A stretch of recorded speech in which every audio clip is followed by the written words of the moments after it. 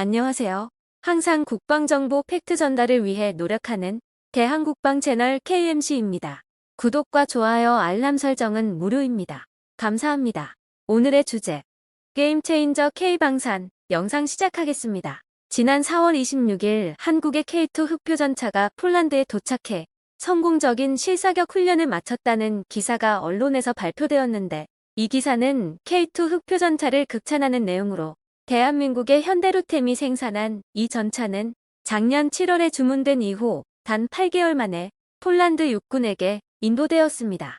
폴란드 육군은 약 1,000대 이상의 K2 흑표전차를 실전 배치할 계획을 세우고 있으며, 이는 폴란드가 추진 중인 신지상군 건설 목표에 따른 것이라고 할 수 있습니다. K2 흑표전차는 압도적인 수준의 물량과 전투력으로 다른 유럽 국가들이 도전할 수 없는 전차 병력을 제공할 것으로 기대되어지고 있는데, 한국의 K2 흑표가 유럽에 등장하면 이는 지상 전력의 균형을 깰 수 있는 잠재적인 게임 체인저라고 할 수 있겠습니다. 특히 폴란드와 러시아의 긴장 관계에 놓여 있는 안보에 심각한 영향을 미칠 가능성이 있다고 보여지는데, 한국은 서방의 강한 압력에도 불구하고 우크라이나를 무장시키지 않았지만 폴란드에 군사 장비를 공급하면서 러시아와 나토 사이의 분쟁에서 중요한 역할을 할 수 있게 되었습니다. 이로 인해 대한민국 방위산업체들은 러시아 우크라이나 전쟁에도 간접적인 영향력을 미칠 수 있게 되었는데, K2 흑표의 공급 속도가 빨라지면 폴란드는 우크라이나로 노후화된 전차를 공급할 수 있게 되며, 이는 우크라이나의 병력을 강화하는 데 직접적인 영향을 미칠 것입니다. 또한 독일과 미국의 주력 전차는 인도가 시작되기까지에 몇 년이나 걸리지만 K2 흑표는 이미 인도되어 있어 그 속도가 어마어마하다고 할 수 있습니다. 대한민국의 방위산업은 나토 포함 무기를 생산하는 나라 중 가장 튼튼한 기초 체력을 보유하고 있으며, 서방 블록의 전반적인 전투력 유지에 있어서 귀중한 보물로 평가받고 있는 상황이죠. 이러한 K2 전차의 폴란드로의 인도는 대한민국 방위산업 능력의 한 예로 볼 수 있는데, 이런 능력 덕분에 서방 세계는 우크라이나를 무장시킬 수 있는 역량을 크게 증대시킬 수 있게 되었습니다. 최근에는 우크라이나와 국경을 맞대고 있는 동맹국들이 더 많은 미군 비축물자를 우크라이나로 보낼 수 있도록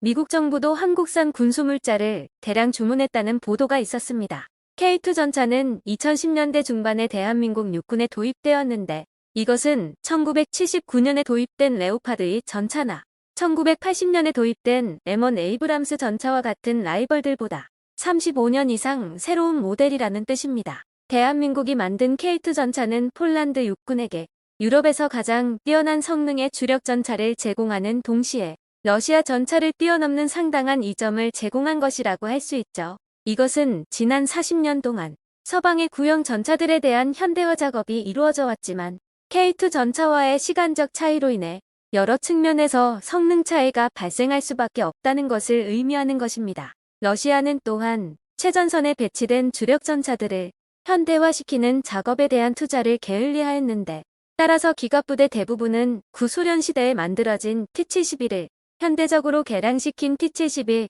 B3M과 같은 전차로 구성되어 있는 실정이죠. 또한 러시아는 전도 유망한 차세대 전차 개발 프로젝트를 취소했는데, T-95 전차와 함께 개발 중이었던 차세대 전차였는데, T-14 아르마타 전차는 K2 흑표와 비슷한 이점을 가지고 있지만 아직까지도 실전에서 사용되지 못하고 있죠.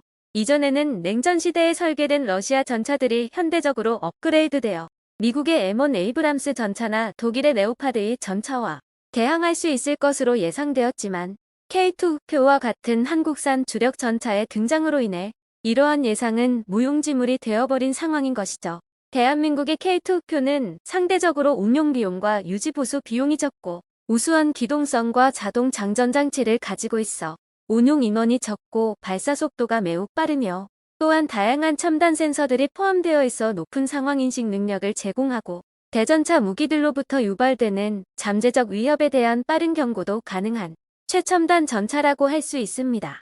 러시아의 구형 전차들이 K2 흑표와 같은 21세기 주력 전차들과 대치해야 하는 상황이 오면 러시아는 매우 불리한 상황에 직면할 수밖에 없는 것이죠. 이렇듯 서방 국가들이 군사적 이유를 빌어 새로운 전차를 개발하는 데 투자를 미루면서 러시아는 안일한 상황에 빠지게 되었는데요. 이러한 상황에 대한민국의 현대적인 주력 전차인 K2 흑표가 신속하게 대량 도입된다면 지상 전력의 균형은 빠르게 변화될 수밖에 없게 되는 것이죠. 또한 폴란드가 K2 흑표 주력 전차를 채택하면서 러시아에게 특히 우려스러운 문제가 발생하게 되는데요.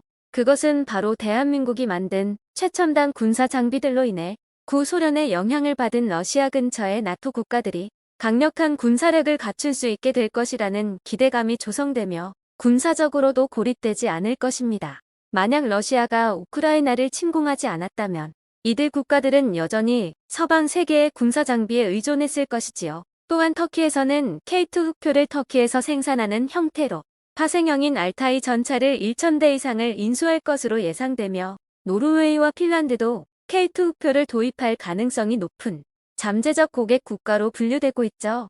터키의 바투 파워팩 기술은 K2 흑표를 설계하는 데 상당한 역할을 했지만 이 기술이 알타이에도 적용되었다는 이야기는 부분적으로만 맞는 말이며 알타이 전차 1차 생산분 100대에는 한국형 파워팩이 탑재되며 터키는 2차 생산분부터 자체 기술인 바투 파워팩을 사용할 계획입니다. 그러나 폴란드 군사 전문지는 이 기술이 20년 이상의 개발이 필요한 어려운 기술이라고 지적하고 있으며 특히 특혜 정부의 계획대로 진행될지는 앞으로 봐야 할 문제라고 언급했습니다. 또한 노르웨이가 주력 전차 수주전에서 이미 레오파드의 A7을 선택한 상황이지만 대한민국의 K2 흑표 전차를 추가 도입할 가능성이 있다고 분석되어지고 있습니다. 이는 폴란드와 같이 주력 전차 수주전에서 미국의 M1 에이브람스를 선택한 후에도 나중에 K2 흑표를 추가 도입한 케이스가 있기 때문인 것으로 분석됩니다. K9 자주포는 주력 전차와 마찬가지로 러시아와 서방의 경쟁자들보다 많은 장점을 가지고 있으며 에스토니아, 핀란드, 노르웨이 그리고 터키에서 이미 실전 운영 중입니다. 폴란드도 1,000개 이상의 K9 자주포를 배치할 예정인데 이러한 K9 천둥은 전 세계 자주포 시장의 약 절반을 차지하고 있으며 나토 규격과 호환되는 궤도형 자주포 시장에서 압도적인 지배자라고 할 수 있습니다. 또한 폴란드는 K39 천무 다연장 로켓포 288문을 주문하였으며 2023년 연말부터 초도 생산분을 인도받게 될 예정인데 노르웨이와 루마니아도 K39 천무 다연장 로켓포 시스템을 구매할 가능성이 있다고 전해지고 있죠. 이렇게 대규모로 전차와 자주포를 구매한다고 해도 그 비용은 공군의 전투기나 해군의 수상 전투함을 현대화하는데 들어가는 비용보다 훨씬 저렴하다고 할 수 있는데 따라서 예산이 충분하지 않은 저소득 유럽 국가에서도 K2 흑표 전차 K9 천둥 K39 시스템을 대규모로 인수하는 것이 가능하다고 할 수 있습니다. 이렇듯 K방사는 비용적인 강점을 지니고 있으며 주문 이후 실제 인도가 시작되기 전까지 거의 5년 가까운 시간이 걸리는 서방의 전차들과는 달리 매우 빠른 배송 속도를 자랑하고 있어 그 가치가 더욱 빛난다라고 할 수 있는데 이는 러시아로 하여금 동북 국경 지역의 안보 대책을 바꾸도록 강요하고 있다고 할 수 있겠습니다. 지금까지 대한국방 채널 KMC였습니다. 영상이 도움이 되셨다면 구독과 좋아요, 알람 설정 꼭 부탁드리겠습니다.